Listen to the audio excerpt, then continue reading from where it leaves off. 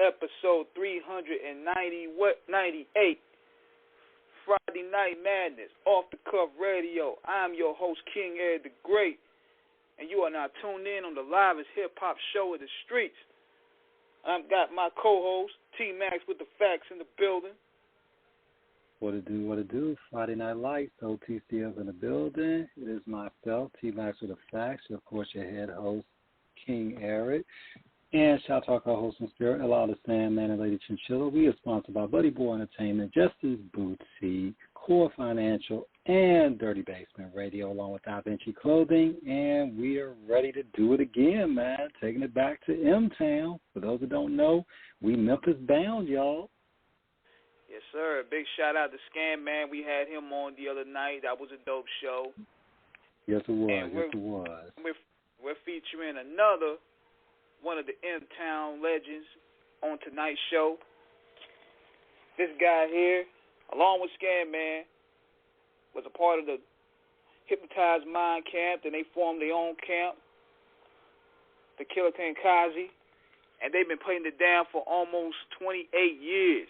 And you know the cold part is, he just dropped the album, or the album is coming out, called The Hypnotizer, and they just getting started. You know how a lot of these guys, when they stay in the game for too long, they overstay their welcome. You listen to these guys' new projects, it's like they never left, and they only kicking the door down even further. So without further ado, let's all introduce MC Mack, y'all. What it do? What's up, MC Mack for Life Under Boss Supreme Bean MC on the off the cuff. What it do, fams? What's going on, man? How you? I'm blessed, man. Blessed to be fresh, you dig? Definitely, man. Look, Mac, it's an honor and a pleasure. Like King said, y'all been at this almost 30 years. You know, all gas, no brakes, still making the rhymes, world quake, man, with how you make it shake, man. It's definitely. Oh, and before we get started, too, friend of guy I know, Mike Vaughn, said you might know him from y'all went to the same high school out in Raleigh, out in Memphis. You said Mike Vaughn? You say Mike Vaughn? Yeah. Yeah, that's my guy. Yeah, Mike Vaughn. That's my guy. He said, what's up? Yeah. Where Mike is? Mike is over here. He's doing some work for his job out here in Virginia. So I told him about the show. And he wanted to say what's up. He's like, yeah. He said, because I told him you were on the show tonight. And he was like, yeah, tell Mac I said what up, man. I'm like, yes. I told him I passed the word on to you. That's crazy. I just got off the phone with our mutual partner, who I know Mike Vaughn through. Yeah, we grew up with each other, man. When I was riding on the gold thing, man, I used to pick him up, man. And I'm the one that first got him started smoking weed, believe it or not. You know what I'm saying? I remember when he first started smoking weed. That man was hilarious out in the Raleigh scene. He was too close. He had the curl. Hilarious. Yeah, man. He died laughing. But yeah, man, that's my guy, though. Good guy. Yeah, good guy. Yes, sir. Man. So it's crazy how the world is just so small in terms of them 6 degrees of separation or less, man. Yeah, as a matter of fact, Mike Vaughn is in my video, Know What I'm Saying, my first official music video that I ever filmed on my own. My song Know What I'm Saying for Piranha Part 1. He's in the video on the scene at the end. You know what I'm saying? You'll catch him on the end of the video with me and him, the grower guys, and the chick when the chick threw the coins in there. Yeah, but you'll see Mike Vaughn throwing the north side or thumbs up on that joint. Yeah, man. Matt, we've had so many Memphis legends on the show, man. It's like, we can't even name all of them. Al Capone, yourself, Scanman. It's like, King, who we missing, man? Because we done T-Rock. Yeah, man, Memphis. Memphis got a bunch of talent, man. Memphis got, man, you can go anywhere, man. Everybody in Memphis is rapping or doing beats or musically inclined some kind of way. That's why it's so competitive here. Everybody's doing it. We didn't used to be like that. It was only a handful. You know what I'm saying? But it was always, the music influence here in Memphis. But now everybody's doing it. It's like basketball. You know what I'm saying? Like back in the days, you know who the basketball guys were. You knew who the musicians were. You knew who the guys that did artwork. But now it's like it's so available and readily available to everybody. Everybody's doing it. Like, okay, check out my song. Well, I rap too. Well, check out my beats. Well, I make beats too. He's trying to preach to the choir. You know what I'm saying? You're trying to sell a dealer.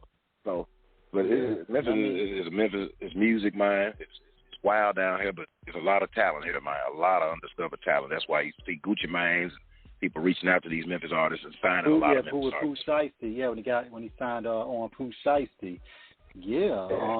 I mean, but of course, we gotta, of course, like any show, King and myself do in terms of with the hoods, man. Once again, we're gonna shout out a lot of the hoods, that y'all represent, man. I mean, of course, we gotta give a shout out to downtown. We gotta give a shout out to Orange Mound, Frazier, Castilia, McMillan,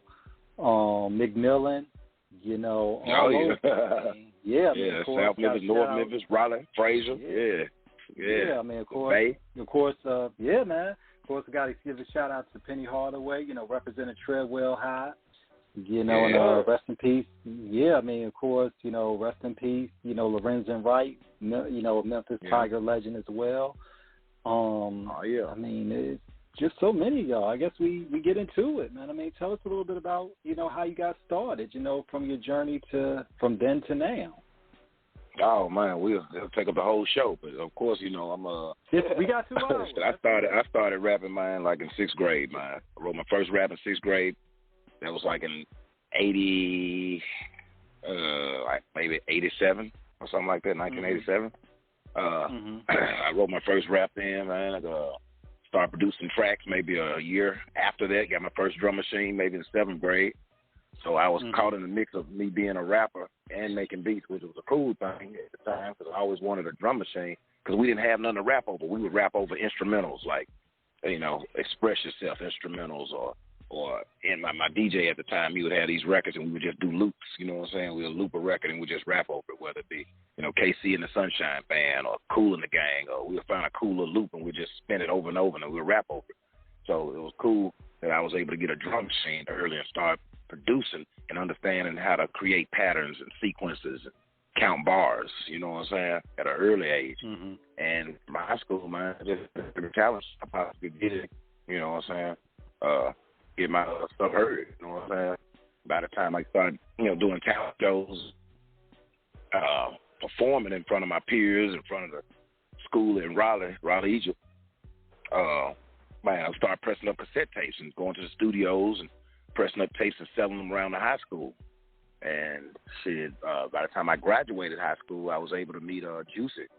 And he heard one of the songs that I had recorded, which was Let's Make a Stain, the one that the Suicide Boys just sampled. I must have and just made a song out of called Avalon, about Suicide Boys. And he heard it and put it on his mixtape. And from there, he wanted, we started a bond. I started rapping on a couple of his beats.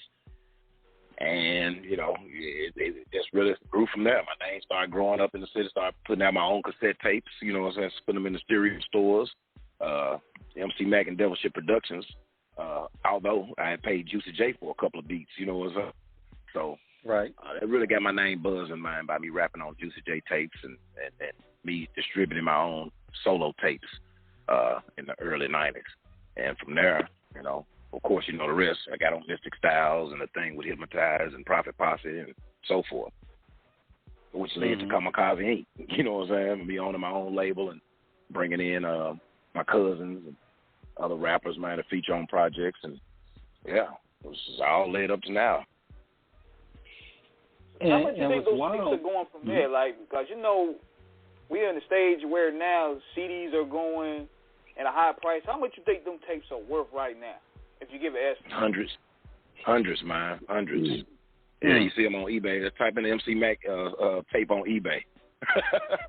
They go for hundreds, man. You know what I'm saying? I seen one for about $300. I'm like, God, dog, who's buying these? I need his fan base to help me sell my store too. But cassette tapes on a big demand. Any collector's items, man. They got collectors out here that collect these things like vinyl, and even items that I thought was worthless, people are willing to buy a top-notch dollar for. Like my old raps. I found an old rap in my car. A guy paid me like $500 for an old rap that was in my car. Just my handwriting, a handwritten rap. You know what I'm saying? Like, oh, that's your handwriting? I'm like, yeah. Yeah, bam. You go $500. Oh, cool. You need some more? I got a whole folder upstairs somewhere in there. It was a trip you know what the trip is too? You know what the trip is too? I bet you 9 times out of 10, a lot of time when y'all throw away those rhyme books, somebody will probably find them in the trash can, or they'll probably find a verse from a hit song you probably got up there. They'll be like, oh, that's he wrote that. Let me go put that up on eBay for about $500 or $600 or $700. Yeah, double. Yeah, double what they spent for. Yeah, man, for real. But ironically, I never throw away my raps. I may have them in a weird place. They may be in the console of a car, or my closet, or in a box or something. But I never throw away my raps. You know, and that's one thing about it, Matt, because when you look at the history, this is one of the great things we love about doing the show, because we can go from so many different subjects. Because King and myself, we talk with many of our guests over the years. We talk with each other off air about it in terms of how a lot of these, because it's funny, man, because when you look at the collector's items for a lot of stuff in terms of CDs and cassettes, probably, what you see about 10 years ago in terms of that market, 15 years ago, where, a lot of that stuff was just basically just sitting in stores. It's like, especially with vinyl, it's made a comeback. I mean, when you look at some of these albums and cassettes, matter of fact, Outkast's Speaker Box of Love Below cassette on eBay, that's going for like $450 right now. Wow. Biggie's Ready to Die, the original press from 1994, that's going for like $100. Somebody's selling Bloods and Crips, banging on wax, for $200 on cassette. And don't even get me started on how much. And don't even get me started on how much the original Raekwon Purple tape is worth online. In terms of if you have that original '95 press, I've seen them things for like $2,000. That's crazy, man. Yeah, man. Yeah. It's like gems, man, rarities, man. You know what I'm saying? For real, like an old baseball card or something. You know what I'm saying?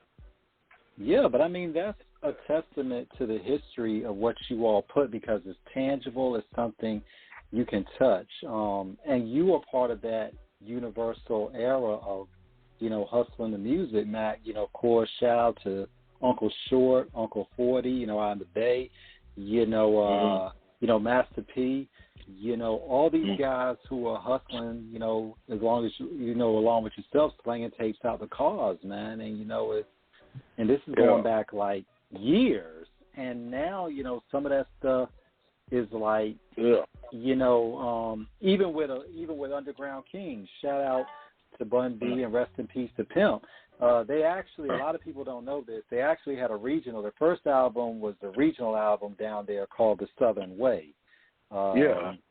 And that's very hard to find because it was primarily down in the South. It didn't make it. It wasn't pressed up like if I get my facts right, it wasn't pressed up nationwide. So it's like, to actually get your hands on the original copy of that is very, very, very rare. It's a rare album and difficult to get a hold of.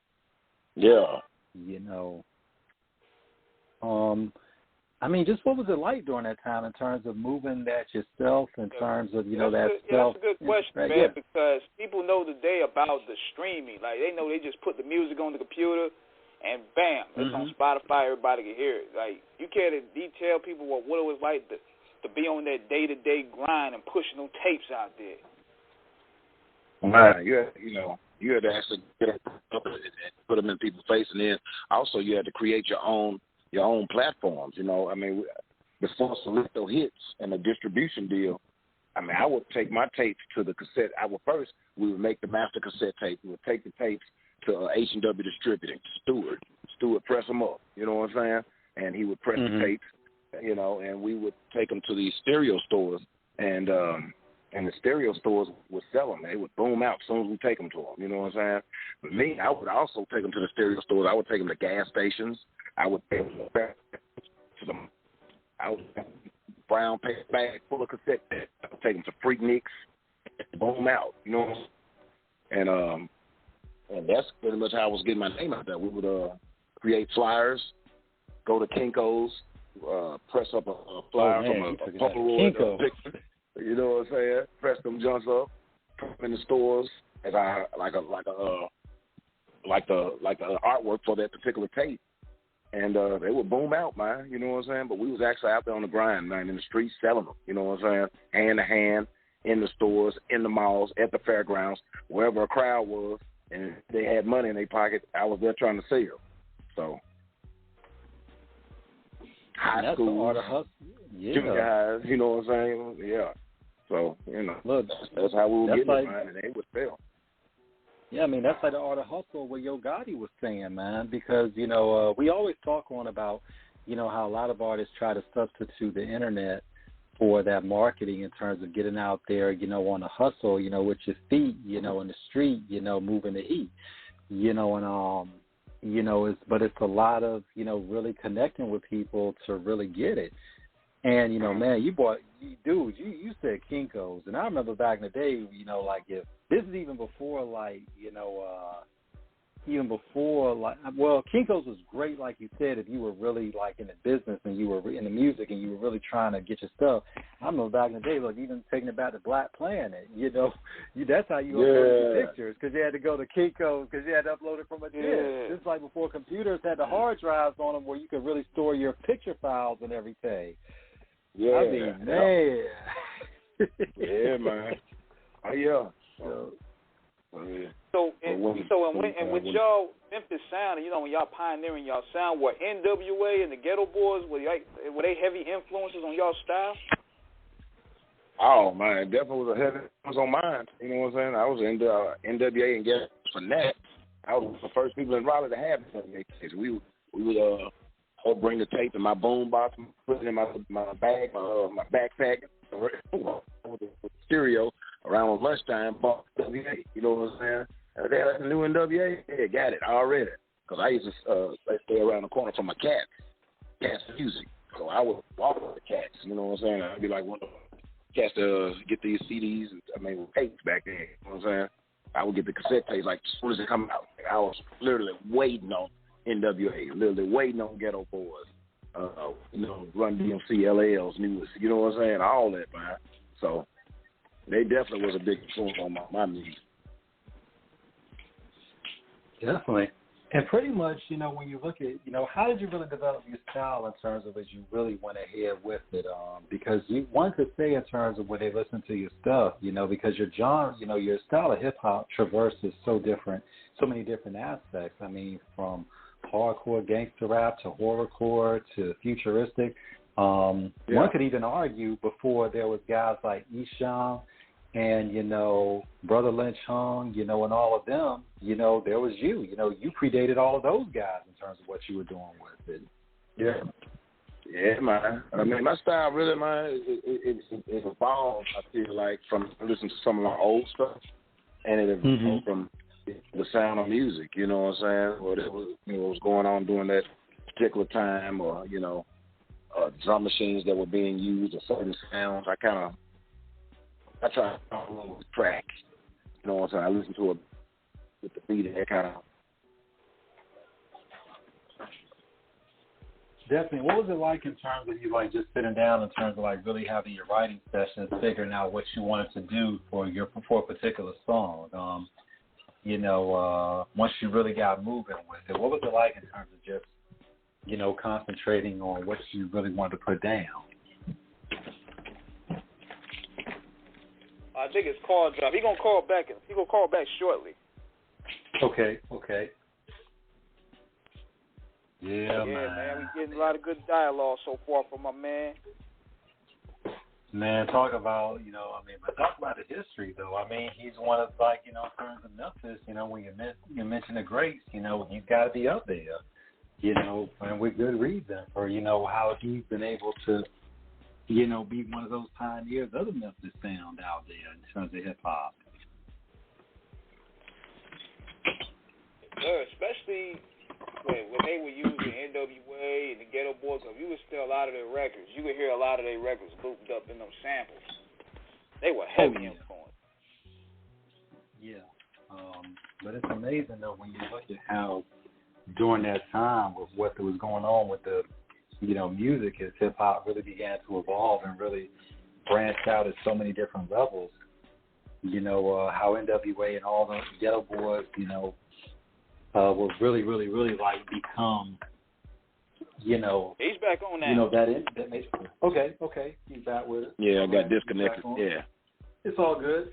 Yeah. So tell us, Matt, what's like a typical writing session for you in terms of like when you really get serious about it and just really what you wanted to give to the people in terms of really, You said what now? You said writing session? Yeah, when you really set out on it, what was the type of delivery that you want to give to the people in terms of letting them know how you got down with your rhymes, in terms of really in terms of like, okay, this is because you said you've evolved so much. Yeah. So what was the typical writing session for you like in terms of what you wanted to put out there for the people? I mean, it depends on what the song topic is always about. I always ask people when they get an MC Mac feature or they want to pick, what is the topic about? What's the song about? Mm-hmm. Give me a topic, and I'll be able to put it into. I can try to relate to the topic, see what the topic is, and see how it relates to my life and what I've been through, and then I put it in paperwork. Now, as for me, on the general, as for just writing lyrics, I always try to use words that I never heard other rappers put in the rap before. You know what I'm saying? Mm-hmm. What about partners? He said, man, you use stuff in your raps, man, you ain't never heard a rapper use before. I try to do that. I try to always be the first to do certain things. You know what I'm saying? And yeah, but that's pretty much it, man. I set my mind on the topic, man, and I try to reflect about the topic and how it relates to my life, and I put it on paper. You know what I'm saying? Yeah, that's what makes you guys stand out too, because with Hypnotized Mind being such a big gang that y'all was a part of at that time, you could tell that y'all had your own identity. Yeah. For sure. Definitely. With the horror, y'all are credited with bringing the horrorcore genre pretty much to a lot of rappers will follow. How did you all get inspired by that in terms of like, the themes that would cover a lot, that would encompass that? Man, Memphis has got a dark sound, man. You know what I'm saying? You listen to all our ground tapes, our stuff was dark. We would take scary music and make loops out of it. Get movie sounds from, horror. We get those dark strings, deep bass lines, or we just straight out snag and samples a melody from a horror movie. Put a kick in the snare and a hi-hat on it, and it was, you know what I'm saying? Which gave it that horror sound. And the people adapted, you know what I'm saying? So Memphis always dark, eerie. I guess it's something about being out here on that Mississippi River. You know what I'm saying? Kevin, if you had to name your favorite horror movie, what would it be? Oh man, so many. I would guess my favorite. It's a toss-up between A Nightmare on Elm Street and Friday the 13th, probably. I mean, back in the day, I say that. But there's so many, man. But I would say probably. I like the Jasons. I guess Jason came before Freddy, right? Yeah. I would say Friday the 13th. No, and then it's a toss-up. I mean, you got Michael Myers in there too now. I used to love Halloween. Every Halloween, they would bring out a new Halloween.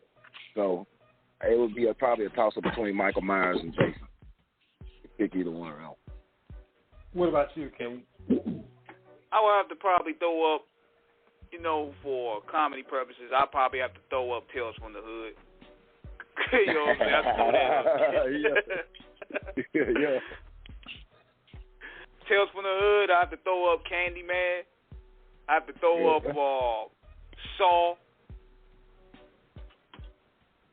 Yeah. As for myself, I'd have to throw out there Sleep Stalker, The Sandman's Last Rites. That's like one of my all-time favorites. But, when I look at it, from a lot of movies, horror is one thing, but when you're also looking at it from the tangibility of reality in terms of like real world, because a lot of times, and I think that's where when we get into really the macabre side of music, some of the most powerful stuff is not, because horror is usually based, we always think of supernatural, but then we also look at it from what happens for real. if there's one movie, this is just for academic principles, if there is one movie that is probably the craziest, wildest movie, and disclaimer for any of our listeners that will watch this movie, you'll probably need a nice long shower after you watch it. Salo, based on the book, The 120 Days of Sodomania. That movie, it's. I put it like this: that movie is so crazy, I can't even describe it on the air. Man, send me that link, man. You have to send that to me. I never seen that before. Send that junk to me, the way you spell it and everything, so I can look at it. It's an Italian movie. The movie was so controversial that the director was assassinated behind it. Paulo Prestini, I think if I pronounced his name right. But it was basically. I'll just give you the basic premise of it. The movie is set in World War II era Italy, and this is when the Allies are closing in. So what happens is some of the dignitaries of Italy, in terms of, like, I believe the priest, the prime minister, and some other figureheads, basically kidnap a whole bunch of teenage boys and girls, and a lot of bad things happen. Basically, anything you can think of this bad happens. Of course, y'all forgot. We got to mention The Shining, man. Yeah, man, Shining, definitely. Jack Nicholson is Jack Torrance. Man, I mean,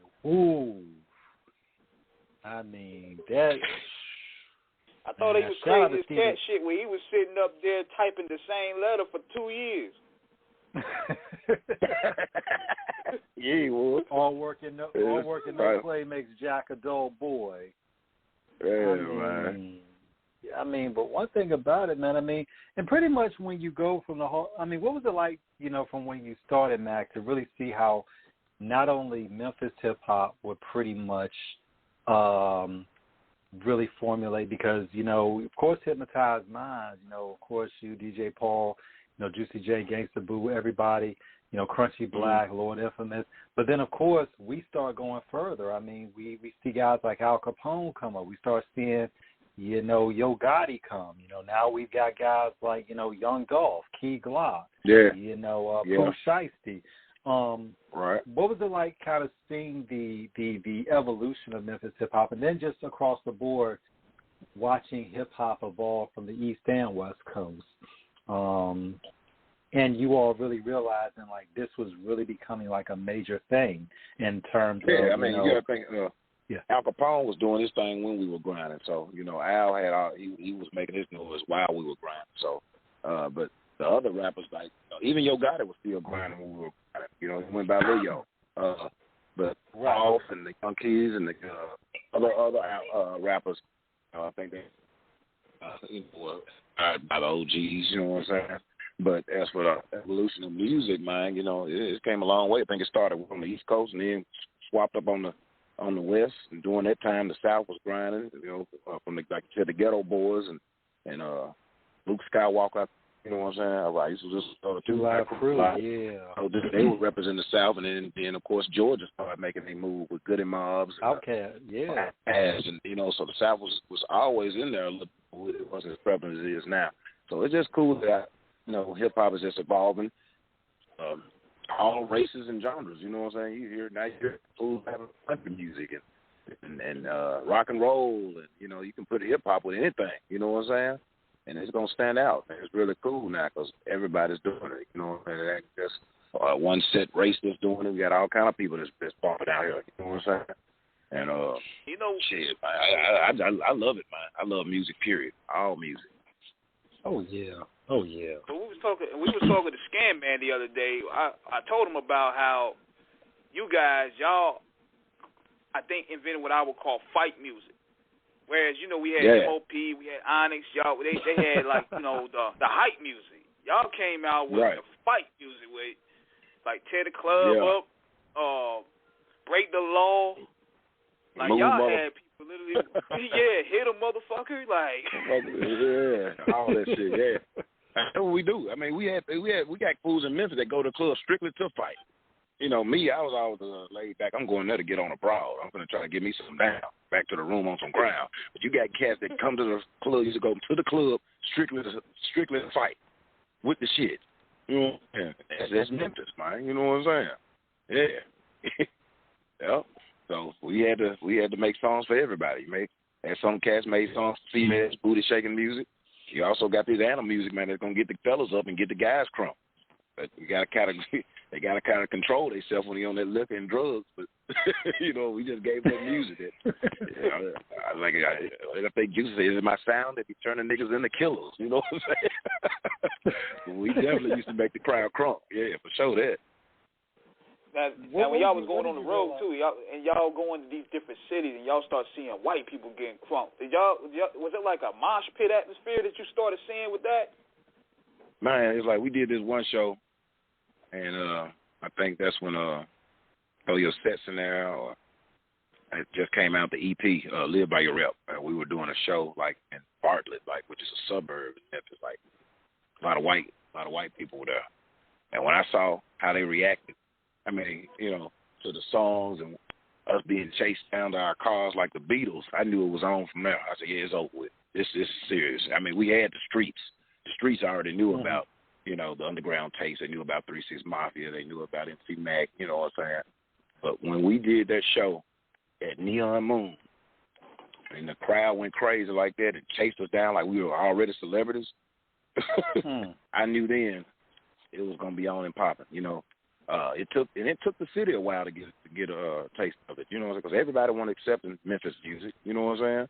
Even cats from Memphis, they were still on L.A. and New York, you know what I'm saying? And they really weren't accepting the sound of music, Memphis. But it grew, you know what I'm saying? It grew. When it crossed over to that crowd, I knew it was something special then, you know what I'm saying?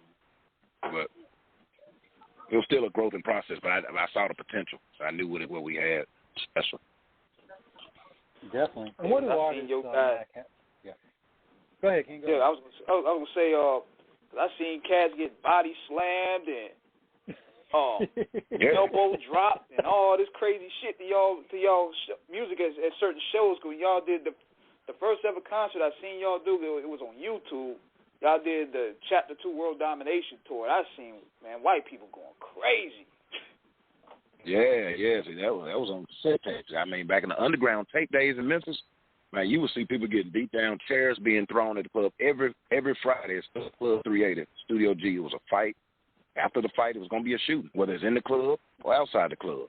I mean, I've seen security guards get shot in the club. I've seen people get stabbed. You know what I'm saying? Yeah.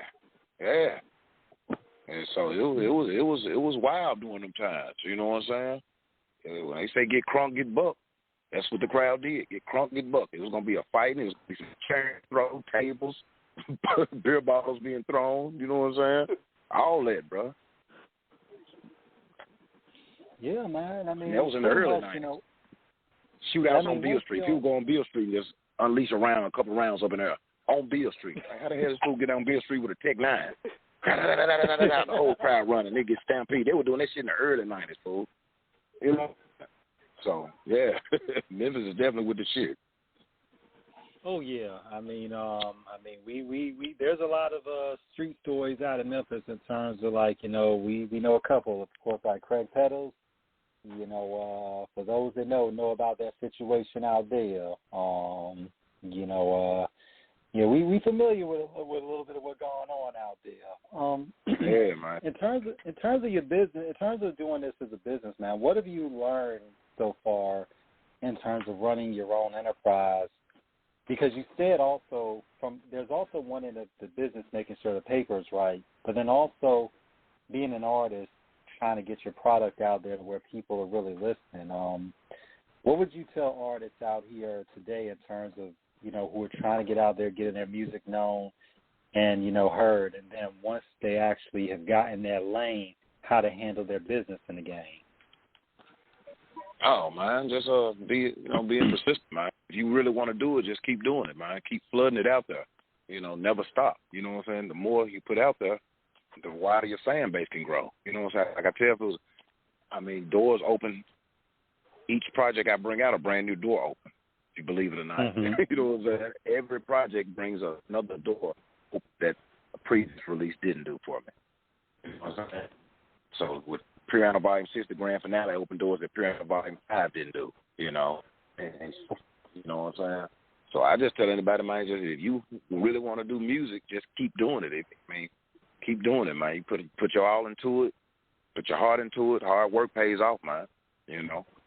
Handle your business. Make sure you got all your paperwork and everything together, man, and try and get around some reliable people who really want to see you win. You know, because everybody don't want to see you win. Some people want to ride your coattail and then, you know what I'm saying, jump off the bandwagon and then jump back on when they think the goodness good. No, nigga, you got to stay down. Stay down and keep grinding. You know what I'm saying? You got to keep grinding, bro. You know what I'm saying? Like they say, loyalty on the road before royalty. That's facts. You know what I'm saying? You got to keep with it, man. Anything in life, man, worth having, you got to put hard work in there unless you fuck around and hit a scratch out for $1 billion or hit the lottery or you hit one of them slot machines or something. But other than that, man, you're going to have to put some work in it to see a reward, bro. That's just how it is. I saw Paul and Juicy work their ass off, fool. You know what I'm saying, to get where they was at. You know, I saw the struggle. I saw the grind. I saw the conflicts and the different things and, you know, to get to where they were, you know, and shit, on the outside, I saw Gotti grinding and what he was doing, you know, like, yeah, he's serious with it, you know what I'm saying? But these cats was always around people that wanted to see them win as well, though. They had always, you know, had cats that was behind the scenes that was doing a lot to help them get where they were going, you feel me? So you definitely want to be around those type of people, and that's what I'm trying to structure. People that want to win, people that got good work ethic. And, yeah, just like my guy Kano. We just brought out this brand new album called The Appetizer. Just came out. Make sure y'all check that joint out. 13 bangers on there. We got the whole KKZ on that joint. New artist, The Wolf. And I also got a up-and-coming project with the cat from American Idol, Vocals. Me and him got a project entitled Kamikaze Creatures. And it's kind of like mystic trap death metal. Or is it death trap metal? Kind of rock and roll. Meets Memphis rap. So we got the Hell in a Cell single that just came out. Matter of fact, I got Kano and Vocals on the line as well on the show. You know what I'm saying? That was my surprise to you guys. What's going on, y'all? What's up, y'all? What it do? What it do? What it do? What it do? What it do, man? Great to have y'all with us. Thank y'all for joining us. Oh, yeah. Got the whole fam in the building, man. What's going on with y'all, man? What y'all got cooking up? Man, I'm about to head on Bill, man, and go look at some little junk. And go harass somebody doing it. Hell yeah. Yeah, we saw somebody, bro. Me, Kano, and Mac. I actually went all the way to Memphis, flew there, and then we recorded that joint at Coyote Ugly, which was pretty dope because I've never been there before, you know what I'm saying? And then we also put out that Hell in a Cell.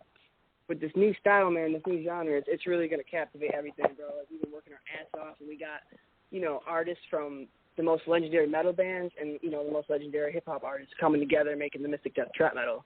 Pretty much, you know, I consider it feature music, so there's not really, like, an exact label on it. It's just that so everyone can relate to it. But it's pretty fucking sick, man. Honestly, like, shout out to MC Mac and Kano because, you know, they inspired me a hell of a lot, and we've definitely been putting in some work, and we got some crazy bangers that, you know, we want to unleash upon the world. Oh, yeah. We got DMC. We got DMC on the album from Run DMC. We got Lil Flip. We got, who else? Crazy Bone. No, Lazy Bone. We got Lazy Bone. Yeah. So Kamikaze Creatures album definitely going to be lit. And if you haven't heard the Appetizer, me and Kano's album, we just released the Shoot Somebody video featuring Vocals and Chris from Devirement. And we just finished the video actually this weekend for our second single entitled Through. So I'll be sending you guys that as well. Okay, that's dope. Now I'm a big man. Look, I'm a big heavy metal fan, man. So y'all got to tell me who some of your influences in terms of the sounds for that, because I mean, going from Slayer to vintage Metallica to Megadeth to Exodus, Testament, Morbid Angel, Overkill, Armored Saint, hell yeah, dude, you're Pantera. I like Robert Keeper. Was it Robert Tepper? I like who else I bump on? My Aerosmith. All them fools, man. White Snake. Yeah, David Coverdale and all those. Yeah, David Coverdale. I mean, but it's like I've always been a hard rock, heavy metal head. But I'm definitely into the more heaviest shit, man. I mean, Suicidal Tendencies, which they really have a special place in my heart. I haven't been a fan of their really since 1994 with with their album. I didn't like Suicidal for Life, but from the years of 1988 through 1992. That was the best lineup, especially shout out to Rocky George on guitar. He really, to see a black man that could play thrash metal the way he did.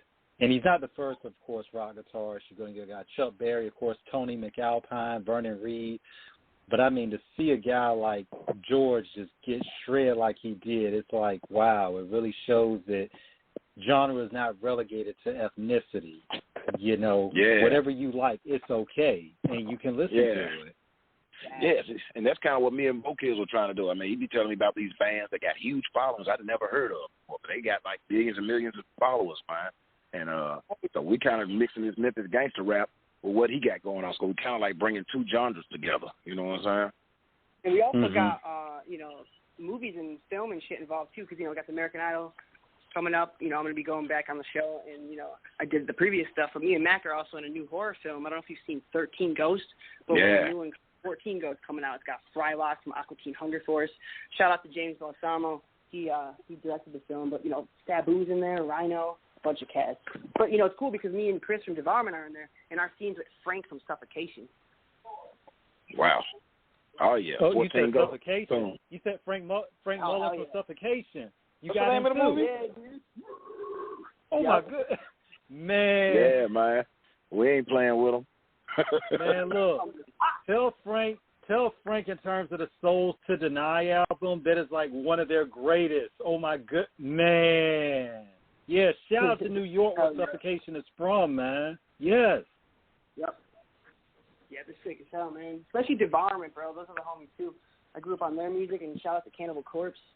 They're from Buffalo. Chris Barnes. Yeah, of course, Chris Barnes was original out of Buffalo. Before Chris Barnes, Terry Butler, all those guys before Chris left and started 6 Feet Under, and then George Corpse Grinder Fisher came on. But for those that don't know about Cannibal Corpse, you got Hammer Smash Faith, Butchered at Birth, Gallery of Suicide. Oh yeah, you definitely know your corpse, bro. Fuck yeah. Oh, yeah. It's crazy, right? It's crazy, right? I bet y'all wouldn't expect to talk about this on the show. Yo, Tales from the Hood, and you got me there, bro. That's one of my favorite films, bro, Tales from the Hood. Tony Todd killed it in the new one. Yes, sir. Hell yeah. But yeah, that's inspiring too, bro, because my mom showed me Tales from the Hood, and that's how I found out about Spice One. And, Spice One's on that track with us coming out, and the shit's produced by Suicide Boys. So we got, we got a lot of people on board, so we're inspiring the whole world. Oh, yeah. Well, we got a lot going on over at Kamikaze KKZ, man. We expanding and we growing, man. And more to come. Mm-hmm. We just started. Every project feel like a brand. Because, that's the beautiful thing about branching out, and you never know where one song could change could change your career, it could change your life. Like, let me know how it felt when you first heard your song on the GTA5, man. I know that had to be a milestone. That'd be like, yo, you was a legend on that. Like, just to get your song on a video game.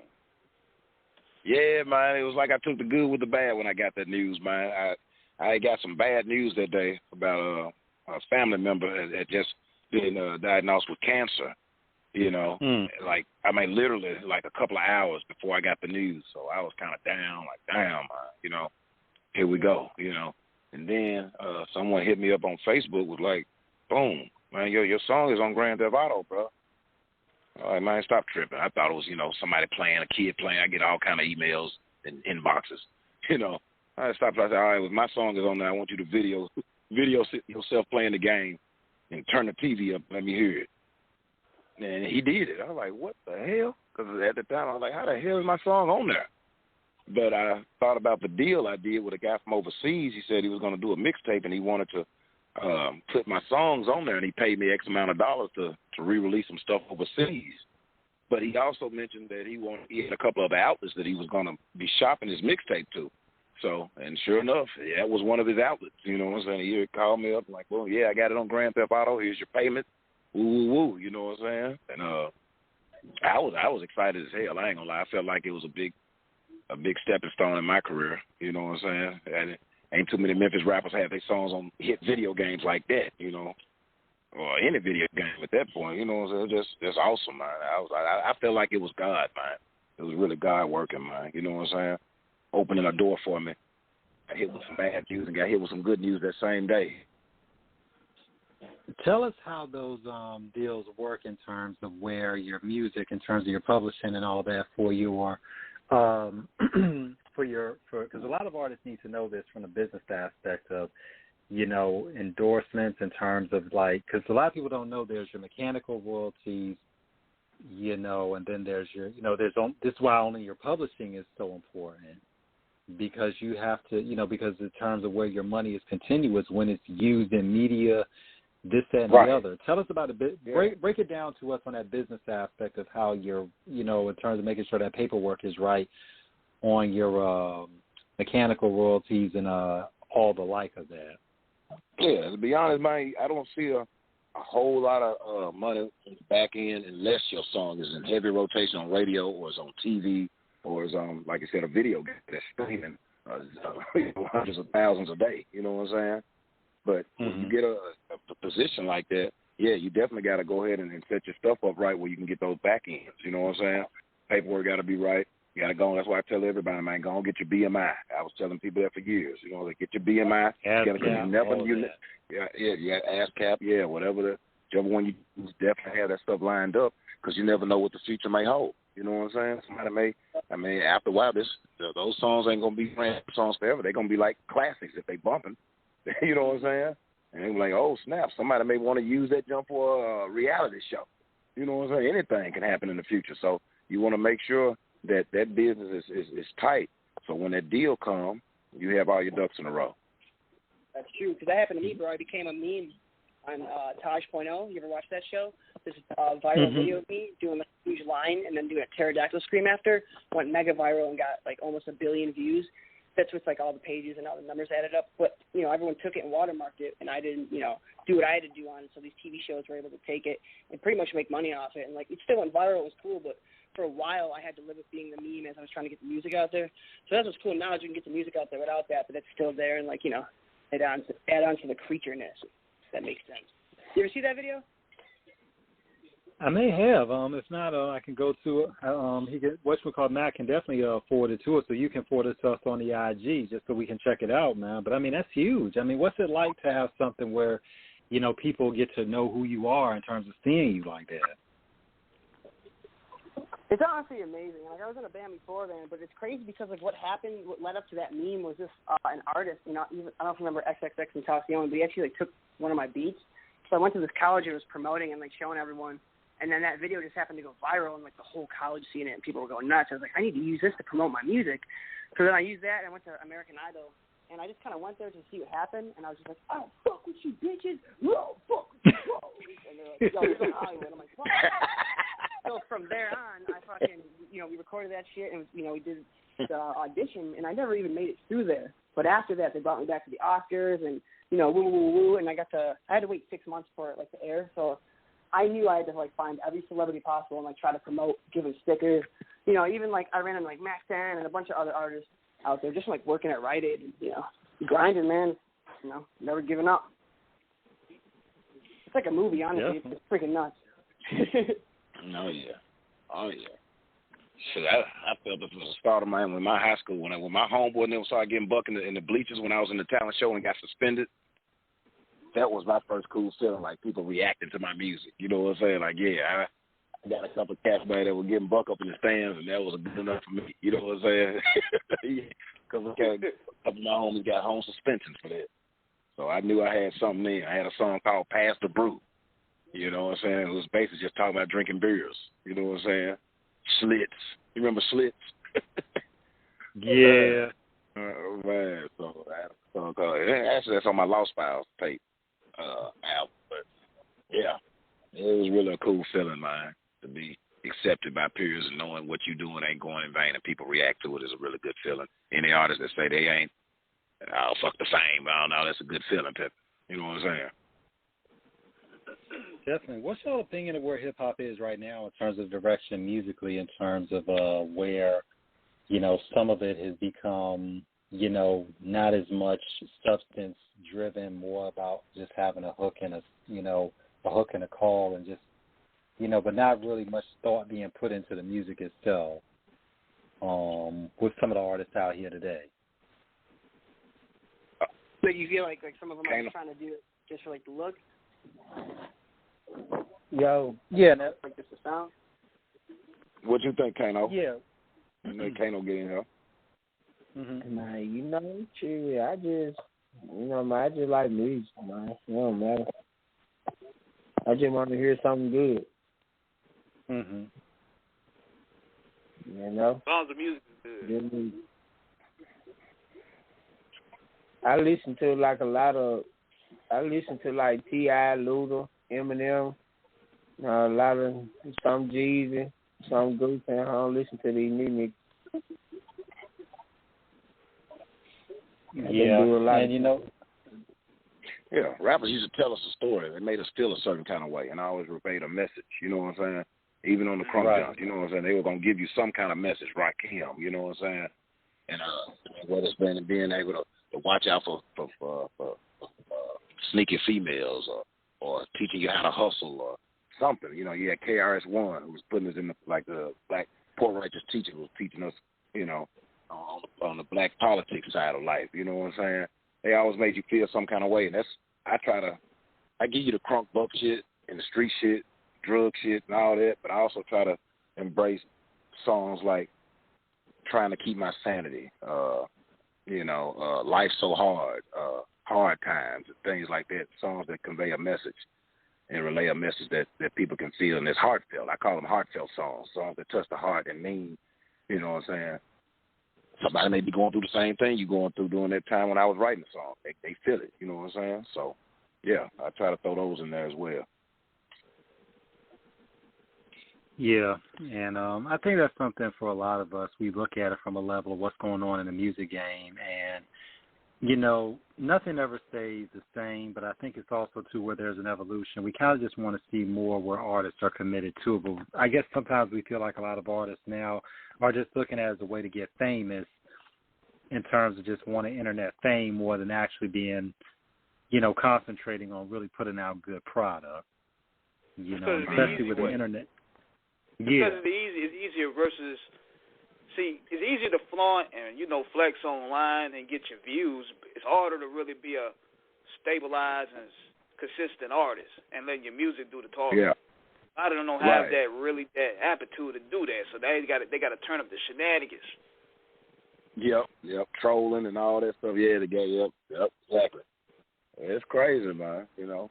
But, you know, like they tell me, man, good music will stand the test of time, though. You can throw on, you know, a hit from back in the 60s or 70s, whatever. If it was a hit then, you can bang that joint right now, and a hit is going to hit, regardless of what the music can evolve to or what's going on then or now. You know what I'm saying? From then to now, still a hit. You know what I'm saying? You can bang it now. Like, you can throw in Roger Zapp, you know what I'm saying? Everybody doing auto-tune. You can throw on that Computer Love right now, and you're going to groove. You know what I'm saying? You can throw on some Marvin Gaye. You gon' groove, you know what I'm saying? You know, a hit is a hit. It's undeniable. What do you think is the anatomy of a hit song? And I know that's kind of intangible. I know that's kind of hard to explain because it's so subjective and everybody has their own vision when the composition. But what do you all think from your perspective are the formula, is the collective formula for putting together a hit record?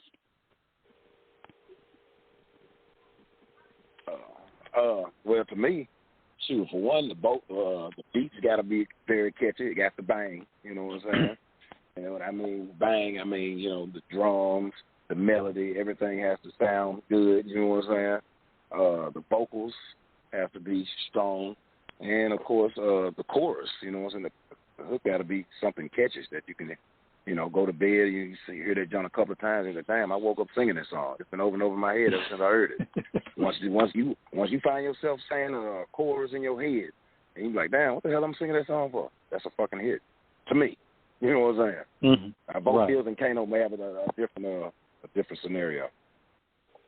I agree, honestly. And honestly, as well as that, teamwork and, you know, putting in the same effort and just, you know, getting down with it, you know, having fun. You know, there's, you know, set goals and pretty much just keep grinding. You know, like I said, MC Mack inspired me. And it's cool because, like, I have some other albums out one now, but, like, you know, now I was able to put this one out properly and, you know. You know, it's crazy. Honestly, too, like, you know, when I was in the band before, the whole process of creating music was a little bit different and it was fun, but now it's more fun because it's hands-on. I don't have to sit down with, like, you know, a whole band in the basement and go, all right, play this. Oh, now you can just, like, program some shit, sample it, and then, you know, kill it. Yeah, and it's also depending on where you're from, because, you know, hit records are very subjective anyway. Yeah. But if it's stuck in your head for at least about a good week and you can't get rid of it, you don't like the song, it's a hit. Yeah. Oh, yeah. That's most definitely. That's what I found out. Mm-hmm. Yeah. It's like that song that Cardi B dropped, If It's Up, I hate that song, but it's stuck in my head. Yep. And I like it now. Yeah. Oh, that's normally how they do it. But I don't know if that's what they call it. You playing it over, I guess, symbolic. What they call it when you put the symbolism in the music. Damn. Yeah, that's crazy, man. Because I was the same way on a couple of songs. Like, damn, when I first heard it, I was like, that's crazy. Like, you find yourself singing it. Like, damn, what the hell? What they put in that music? Got me on it. It must be a hit. Yeah, man. How do you feel in terms of how music is being marketed today in terms of radio and social media as opposed to back in the day? Oh, man, it's awesome, man. I think the internet helped, you know what I'm saying? Because now it's readily available to anybody that want to do it, you know what I'm saying? You can, you know, go on your social network and go out the frame with it and promote anything you want, you know what I'm saying? That's true. I've also anything. learned that reverse psychology works, too. If you tell them not to check it out, they're definitely going to check it out. And that's the way I promoted it, like, on Facebook for a couple of years. I told people not to check out the music, and, like, Vocals is trash. Like, what is this kid doing? He thinks he's a rapper. He sounds like he's 12 years old and going, but then in reality, people would see that, and you comment back, and then he's like, oh, I'm just kidding, buddy. Thanks for the views. And after a while, they would catch on and get fans like that. It's, you know. I don't think it's going to work like that, you know, for so long, much more, because, you know, it gets old after a while. But, you know, now I've realized that, like, playlists is, like, the new thing, and it's really a grind, man, and, you know, there's so many bands and artists out there. I really feel like this new genre is going to evolve hella quick, and everyone's going to be inspired by it. It's going to be like a huge flame. Yeah, it's like the new best of both worlds. We even really had a best of both worlds, like a true best of both worlds project, really since Jay-Z and R. Kelly. So you guys are really bringing a real best of both worlds project to the mix. Yeah, man, for sure. You got to check out that Hell in a Cell, MC Mack and Vocals, man, coming off the Kamikaze Creatures album, man. We give you definitely finna mix it up and give these two genres something special coming this summer. And the Appetizer is already out right now, so we give them some straight bang on that joint, too. You know what I'm saying? So, yeah, if you haven't checked out the Appetizer album, check that joint out. And also check out the MC Mack store online. I got some brand new merchandise I'm pulling out, man. I got the spring wear and the summer gear. We got the short outfits. And, of course, the collector's items. And I'm going to go ahead and probably branch out and grab a couple of more Kamikaze products. I'm thinking about some We Lit Kamikaze lighters. You know what I'm saying? We got the snapback hats, posters, cups, and much more. So, yeah, y'all make sure to check out the MC Mack store online. Free shipping and handling, I must add. There you go. Very rare. Yeah. That's very rare to get those, you know. Go ahead, T-Max. No, I was just saying, and what's it like in terms of when you from doing music to expanding into clothing lines and like other aspects of your enterprise in terms of the business portfolio? How important is it for artists to always look at different avenues of their marketing with their brand? Yeah, man, you know, like I said, man, it's always cool to have your hand in several different outlets, man, you know what I'm saying? You good at doing something like me, I was always cool. When after high school, I was always doing music, but I also had a job, you know. I was always selling, you know, I always been a seller or a collector. So I always wanted to build my own telemarketing firm, own collection agency or something like that. So when I had an opportunity, actually it started with when I put the Kamikaze P.O. box, when we pressed up some Kamikaze shirts and we were getting money orders sent to our P.O. box. I didn't even know it was money orders in the P.O. box at the time. I'm like, oh shit! People saw this in the inside of the CD sleeve and actually sending their money for shirts right now. And we didn't even have no shirts pressed up at the time. So I was like, oh, so we gotta fulfill these orders. You know what I'm saying? People want product. So once I saw that, like, oh, okay, that's whole nother avenue. You know, but I always wanted to do, you know, marketing and sales of some sort with my music and incorporate it. So with that, I got DB Imprints, where we cater to all music, all business owners. You know, you need some specialty items, man. You guys want some shot glasses? I can imprint your logos on these glasses, get them out there to you, you know what I'm saying? Or we can take your logo and put it on over 200,000 products, and we sell them in bulk, you know what I'm saying? And so I got that working as well. But, you know, it's always good to have your hand in several different avenues, man, whether it's real estate, sales, whatever you enjoy, man. You know what I'm saying? Put your hand in it, and the music will open that door for you because, you know, it brings fans, bro. It brings fans, and it brings attention to you. So might as well open it up. Open it up. Okay, Not only do you like my music, but do you like this? I got this as well. I do this. Yeah. Hey, you know what I'm saying? So that's what I mean by doors opening up from the music. It's crazy. Oh, yeah. Yeah. Finish the gate. I know you guys will be happy now that things are slowly but surely getting back to normal. Y'all ready to hit the road and hit that stage again. I know y'all missed that. Oh, hell yeah. Oh, yeah, we got definitely. We got a show June 22nd with the Dropout Kings in Chicago, me and the homie Don Diesel and my homie Grim. That shit's about to be lit. And then there's another one in August, which is sold out with a bunch of death metal bands, too, like Jungle Rot and Stills, Convalescence. It's pretty dope, man. And we're trying to get some stuff set up for after that, too, you know what I'm saying? We can get KKZ, Vocals, all the preachers out there. And honestly, like you were saying earlier, bro, like fight music, that's what I like to see when we perform, is people going fucking nuts. Crowd killing, hate moshing. Yeah, Vokill. If you look at any Vokill shows, they definitely be doing the mosh pit. They remind me of old 3-6 Mafia. They remind me of when we first started. You know what I'm saying? They're going crazy out there in the crowd. Diving in the crowd. Who's getting hit in the head with beer bottles, furniture. Yeah, so, yeah, man. And the cool part is, y'all be like, okay, when we going to do it again? Yeah. Hit upside the head with the bottle. You like, yo, we going back out there again. When's the next one? Yeah. I'm definitely looking forward to hitting the road, though, man. You know, as I get back in the groove of hitting the road and doing shows again, man. So it's definitely slowly but surely opening up here in Memphis. And, hey, I'm ready. So, yeah, if you listen, we are booking. We are doing live performances, venues, club venues, whatever you need me for.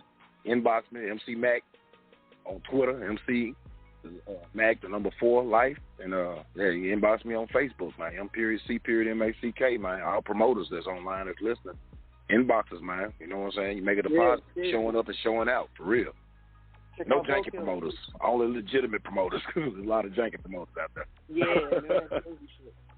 Check out Vokill. Yeah, because ain't nothing like the live performances, man. Because, I mean, the verses was cool, and it was great seeing catalogs be appreciated, but virtual concerts, I'm like, nah, we got to be in the midst of the crowd and feeling the energy. Yeah, for sure. Yeah, which I did one of the virtual joints with Z-Dog. It was cool. I want a mosh pit. Yeah, ain't nothing like that live performance. You know what I'm saying? Nothing like being on stage, you know, interacting with the fans and seeing people facial expressions and seeing their movement and how they vibe into certain songs. Because believe it or not, that helps create the next song. You know what I'm saying? A lot of people started off making songs by chanting stuff on the mic, just seeing how the crowd will react. We go back to the studio and make a song out of it. You see what they said when I said this? We finna make that a song. You know what I'm saying? So, yeah. Definitely need to be open these shows back up. Hey, T-Mac, you there? You working tomorrow or you won't? Yeah. Yeah. Hey, T-Mac, you there? Yeah. Yeah, I'm here. Yeah, but I mean, I had to make sure nobody was having no phone issues. Okay. But we was talking to Scan about y'all possibly doing a documentary film, because it's long overdue, man. Because we seen different groups already get films and movies done on them. Y'all having like a Kamikaze K's movie or Hypnotized Mind movie, or a movie about Memphis for the most part. Because aside from Hustle and Flow, we need more than that. Yeah. Man, actually, I was talking to a guy, man, that said that would be a cool thing to put together, man.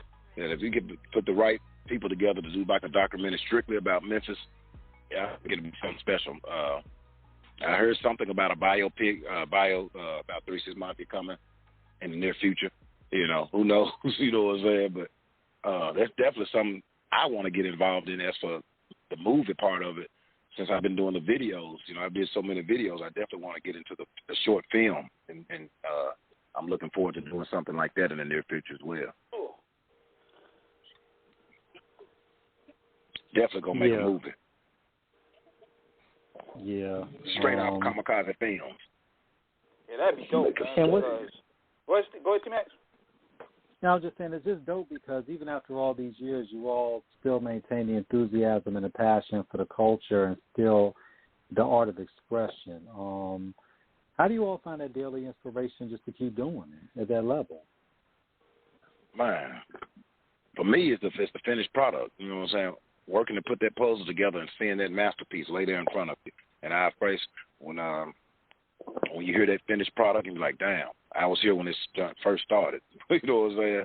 We laid out the foundation with the track. We laid the vocal. We came with a concept for the song. We laid the chorus. Then we filled in with the vocals. Then we mixed it. Then we mastered it. Then we went there to do a video to it. So it's kind of like laying layers, like building a house. And when you see the finished product, you're like, wow. And then actually see people react to it and actually like it or digging it. It's a cool feeling, and that's my motivation, man. Every time I get on the microphone, I still get butterflies, believe it or not. But like, okay, I did this a zillion times, but it's something about getting on the mic, putting them headphones on, ready to rap, that gives you that. It's like a rush for me. Hell yeah. And I just love music, man. Yeah, music's all I got. And of course, the money that comes along with it. that don't hurt. That don't hurt nothing, do it? Nah, but that's always a good thing, though, because when you realize that you have a talent, a passion, and you can monetize it, that's a gift. It's a blessing to be able, and it's not only that from how it, benefits you, but it's how you can also share your gift with the world. And I think a lot of times with many artists, and you all are artists in every sense of the word, I think that's the greatest gratification y'all can get is knowing that your art is appreciated. Right. What is it? Are there any other places that you all want to go that you haven't been around the world or in the United States in terms of touring or whatever that you haven't been yet, or? Yeah, I definitely, man. I definitely want to go see the world. Now said that COVID is dying out. I think COVID put a block on all travel ban, but yeah, I definitely want to get out and go to other countries. You know what I'm saying? I haven't been to. You know what I'm saying? So, like I said, we got any overseas listeners? Yeah, book me for overseas show. I get my passport and jet out. Definitely want a bunch of more places from there. I came so far, but still got so far to go. So. Yeah. And what's it been like in terms of getting that love from overseas, in terms of people hitting you up, in terms of like just saying we rock with you? Yeah, man, it's awesome, man. I had some guys hit me up on the messenger, man, from France. It was France, man. Answer the phone, you know what I'm saying? FaceTime. And it was crazy, but I was like, I can't believe it's really MC Mack. We're listening to your spirit now. Like, oh, snap. Yeah, man, it's me, man. So, and then it's inspiring too. And that I tell every one of my fans that hit me up or they, inbox me and say, "Look, man, I like this song." Woo-woo. That gives me the inspiration to continue. When I don't get it, then I'm thinking about stopping. So, shout out to all the fans, man, who make all this possible. Well, yeah. Creatures for life. That shit keeps me inspired too, seeing that, you know what I mean? Especially like when we first started working together, you called me up, you spoke the verse, you had it, the next day. Yeah. Everyone's like that. Yeah, exactly. Anybody hit me up, we are booking. We selling versus tracks and collabo features, man. You know what I'm saying? So if anybody's interested in working, man, we do good business. You hit up, man, you pay the fee, and you're going to get your vocals that same day or the next day in your files ready for mixing and mastering. And that's been how I've been rocking and rolling, man, ever since MySpace. And once I learned how to work the internet, and you know what I'm saying, it's been on and popping, and I kind of put my stamp on doing good business. You know what I'm saying? If you order something from the MC Mac store, they hit you up with the tracking number. That's whether it's overseas or here in the U.S. You know what I'm saying? You're going to get your product or you're going to get your verse in a timely fashion, and I'm going to give my all in it. You know what I'm saying? Because I want you to refer me to somebody. You know what I'm saying? Good work goes a long way. When they do a verse with me, his partner may want to get a verse, or you never know what that next person's fan base may be. You know what I'm saying? So with that thought in mind, I always give my all in it, man. You'll never hear MC Mac flipping or coming, he didn't give a bumping verse or nothing like that, because I don't know how to not do a bumping verse. I'm going to give a verse for somebody that want me on their record like it's my record. You feel me? You know the cold part about it, man, is like you guys have like over, if you're counting the tapes y'all done in the late 80s and 90s, probably about over 100-something albums. Counting mixtapes, compilations, group albums, features. Over 100. You guys put in so much work that you can make a top 10 out of any list. So with you doing like 15 albums, like solo albums, including group albums, what is your top 5 personally? Solo albums? From myself? Yeah. It's just kind of hard, man. My personal favorite would be, I would say my very first one, mine, was Pimpin' as a Mac. First cassette tape that I brung out, you know what I'm saying, back in 95. Yeah, that was my first tape that actually went local, that the city was able to, I was able to distribute and sell to the masses. I'm here in Memphis, that is, you know what I'm saying? And that's the one they called Go to Church Hole, Easy Come, Easy Go, Break Your Knees, the very first one, Set Up Holes, All About My Hustle, 1995. That cassette tape really put my stamp in the game, I feel, for me, and I would say that's probably one of probably my favorite, because it was the first one. Besides my stuff that I was doing in high school. I mean, I was making local tapes and stuff, going to the studios and doing double dub cassette tapes and passing those out. But the very first one was Pimpin' as a Mac, so I would put that one there. And Night of the Psychos. Yeah. Night of the Psychos, definitely one of the tracks that I was doing in high school. Shit, my favorite track is Extended Clip off the new Kamikaze joint. I'm sorry, but that shit's fucking fire. Yeah. And that was dope about what you guys doing, because even though you guys parted ways from 3-6, you still kept the music hardcore. Y'all didn't change up anything. Y'all never really pretty much sold out to the mainstream. Y'all just kept it funky. Y'all still doing the consistent numbers for independent. So I want to salute y'all on that end, man, because that's very tough to do in this business. I appreciate it, fam. For sure. You're absolutely right, man. Like I said, I just give it up to the hardcore fans, man, the followers and the fans that believed in us from day one, because we got like a cult-like following, and you got some wild fans out there. But, man, I salute those guys, man, because they give me the inspiration and the oomph to keep going and keep doing what we're doing. So shout out all them Smack supporters and fans and followers, man. KKZ for life. For life, hell yeah. And as you all keep going how do you feel about how some people try to say that some artists, where some artists try to put an age limit on how long, people should be rapping? and King and myself have always talked about this on the show with our guests, because we feel like as long as you're still dope, you should be able to do it as long as you want to. Yeah, that's how I feel. You know, I look at Jay-Z, look at Master P. You know what I'm saying? Jay-Z jump out here. I heard him on the new DMX album. You know what I'm saying? Like, oh, snap. Yeah, for sure. He's still rapping. He's still going over, even though he got a zillion other things he could do, but he still probably enjoy music. I mean, if it's something that you enjoy doing, I don't think you just up and stop unless something tragic happens. Something tragic really has to happen to change your whole thing. You know what I mean? You don't grow up one day playing video games forever, and then you just up and stop. I don't like playing video games no more. Nah, you pretty much going to play video games for the rest of your life. You know what I'm saying? It ain't like, and music ain't like football or basketball, where your body, you throwing your body out there. You know what I'm saying? You can always, as long as you got air in your lungs, creativity in your brain, you can make it happen. So, yeah. I don't think there's an age limit on it. Shit, I'm still inspired by stuff from back in the day from like Onyx and Biohazard. Remember that? Judgment Night. Man, look, with daggone Urban Discipline, that Biohazard album has to be my favorite one, of course, with Punishment.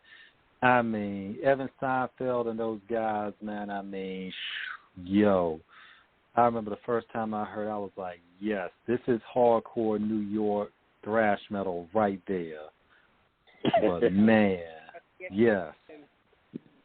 On music with him, and Gus passed away recently. But yeah, man, he was close to Evan. And so was our homie Ira, believe it or not. My mom actually got me into Biohazard, dude. He gave me the T-shirt and shit back in the day. Go meet Matt Hoffman. He's like, and I was sick of it all too. He's like, New York City punk, huh? I like it. Your mother raised you right.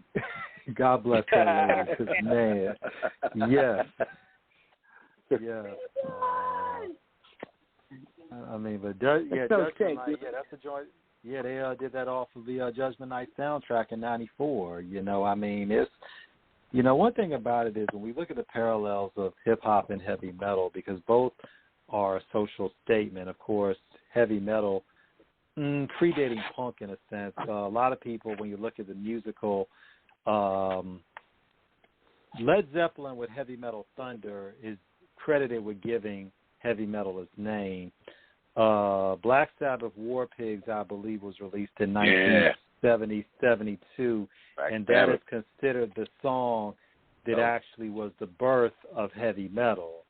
And shout out to Geezer Butler, Tommy Iommi, Bill Ward, and of course the Prince of Darkness himself, the legendary Ozzy Osbourne, because Black Sabbath started off as more of a blues band, and then they incorporated more of the heavy rock elements, which will lay the sonic template for what will become known as heavy metal music.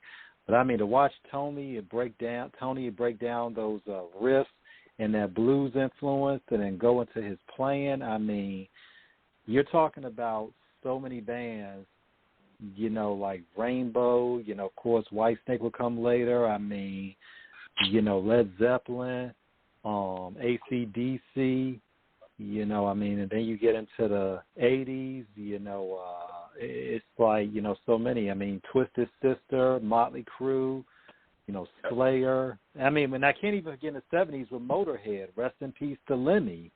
You know, Metalhead, you know, Motorhead is considered the early godfathers of thrash metal, you know, in terms of how they played, you know, and, you know, and they would lay down that the way they were playing really fast, you know, they laid it down. But I mean, to see how both, you know, but to see how a lot of those guys, a lot of people got to look at it from where they were, so, you know, just where that music came from. And heavy metal, rock, and punk music, you know, hip hop, you know, they all are more closely related than people would think they are. You know, because it's all about people rebelling against society, you know, and then living it, you know, by their rules in terms of what they want to do. Yeah, Kano. Kano put me on the Nickelback. Tell me about your favorite. Was it Nickelback? Yeah.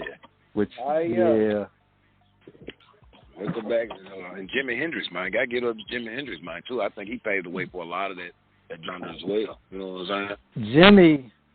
Jimmy was just so gifted on guitar. I mean, I heard a story one time about, I think he was in London, and Eric Clapton, and they said, "Who's this guy?" And they said, "Well, he's pretty good." And Jimmy played, and Eric Clapton said, "You didn't tell me he was that good." Yeah. That man was we lost Jimmy. We lost Jimmy way too soon for what he brought. I mean, in terms of songs like Voodoo Child, Hey Joe, Purple Haze, If 6 Was 9, Stone Free, that guitar playing that they're still almost 50 years later, over 50 years later, trying to figure out. Because I don't think Jimmy used any other alternative tunings outside of the standard. He didn't do any drop D or drop E. But the way he played it, they still can't figure out how he got some of those sounds out of the guitar he did. And who can forget when he played the national anthem at Woodstock? Yeah. Man, amazing, bro. Music, man. Yeah. Oh, yeah. Yeah. But we about to possibly wrap this up shortly. Do you have any shout outs you want to give out, man, to your fans, or tell people where to look for you at? Yeah, man, for sure, man. You can get at your boy, man, on my Instagram. My Instagram is growing, man. Get at your boy, MC Mack Music. That's MCMACK on the Instagram. And like I said, we are selling versus tracks and collabo features. If interested, holler back. Also, check out the MC Mack store. That's MCMACK store online. And copy your Kamikaze gear. It is the official source for Kamikaze gear. All my product, all my albums, all my cassette tapes, collector's items, and much more. Vinyl, cassette tapes, like I said, and much more. And you can get at your boy to Facebook. And, of course, that's M.C.MACK. Join the official MC Mack group and the official Killer Clan Kazi group. And join my fan page at MC Mack KKZ on Facebook or on Twitter. That's M.C.MACK, the number 4, Life on Twitter. And, of course, on all digital outlets, go download the brand new The Appetizer album. That's MC Mack and Kano, The Appetizer album, on iTunes, Spotify. You can check out my Spotify page at M.C.MACK.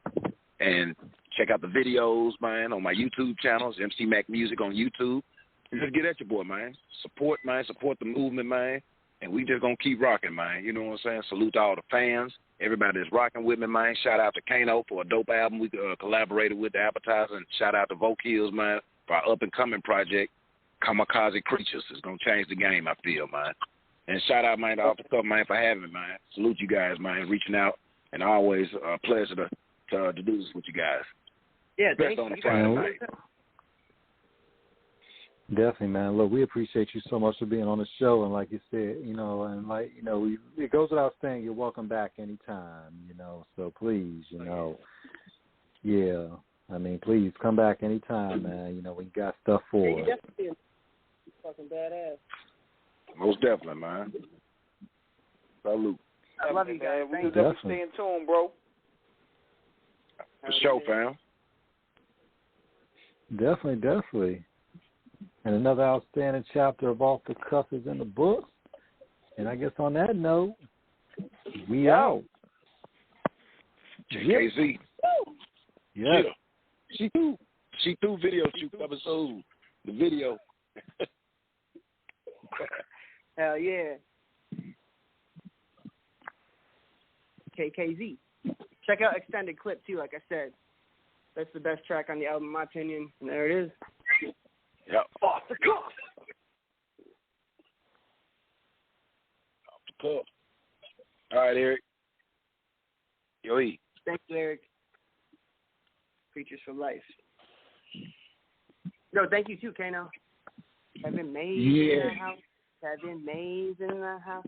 Kevin Mays up in the motherfucking house. That's Swan with a gun, and you SOFE saw. You imitators really fat.